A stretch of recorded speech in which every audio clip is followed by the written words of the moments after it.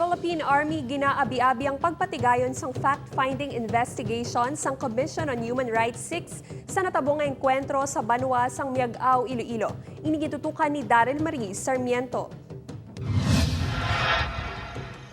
Bilang sabat sa hingyo sang pila ka mga grupo nga mahibaluan ang kamatuoran sa likod sang natabo nga enkwentro sa Barangay Limujas, Miag-ao sang nagligad nga semana, giin pa kamaayo sang Commission on Human Rights nga magpatigayon sang fact-finding investigation.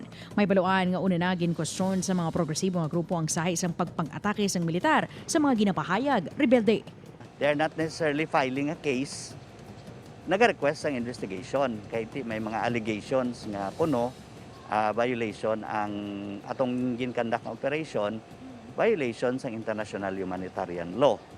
Nagapanindugan ng militar nga lehitimo ang ila operasyon kaginaabi-abi ang pagpatigayon sang investigasyon sang CHR. Welcome po natin yan.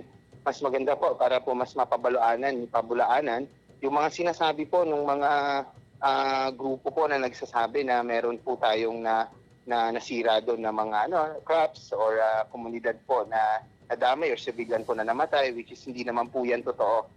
Siyam ka mga ginapahayag rebelding napatay sa enkwentro sa diin 5 sa mga ini ang tigayon na nga nakuha sang ila pamilya. Samtang sunod sa punong barangay San Antonio San Miguel kung sa diin tumandok si Joven Serrado na ginatudlo isa sa mga leader sang Southern Front Committing Rihon Panay. Wala pa sila sang may nabaton nga kumpirmasyon kung nagwa na ang resulta sang DNA test. Upod kay Hans Desierto, Daryl Marie Sarmiento, One Western Visayas.